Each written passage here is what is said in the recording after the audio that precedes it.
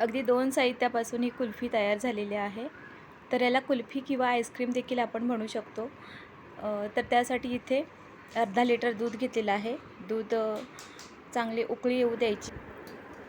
आता दुधाला चांगली उकळी आल्यानंतर इथे मी एक छोटी वाटी साखर घेतलेली आहे.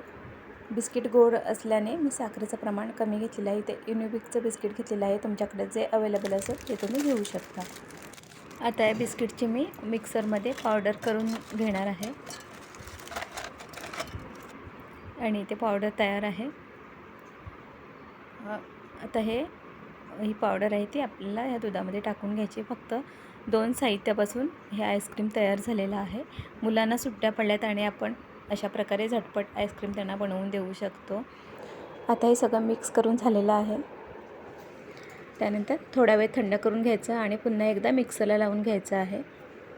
याच्यामध्ये गुठळ्या तयार होऊ शकतात, त्याच्यामुळे पुन्हा एकदा मिक्सरला लावून घ्यायचं. त्यानंतर इथे कप घेतलेले आहेत आणि त्याच्यामध्ये हे मिश्रण ओतून घेते.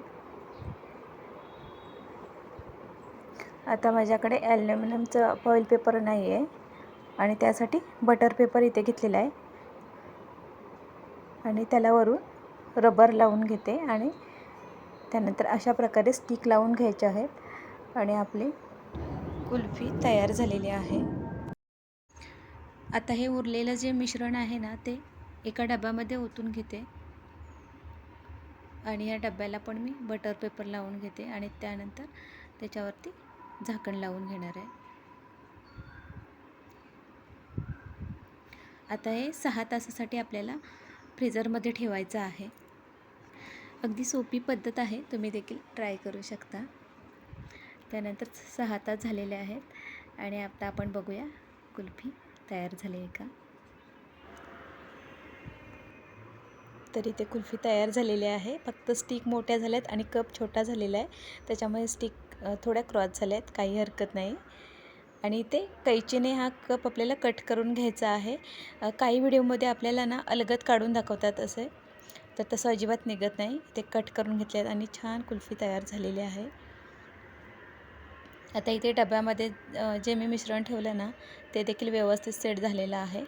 तर अशा प्रकारे आपण अगदी 2 साहित्यामध्ये आईस्क्रीम बनवलेला आहे. तुम्ही देखील ट्राय करू शकता. आता हे आईस्क्रीम तुम्हाला आवडलं असेल तर व्हिडिओला एक लाईक नक्की करा, चॅनलला सबस्क्राईब करा. भेटूया नवीन व्हिडिओमध्ये. तोपर्यंत बाय बाय.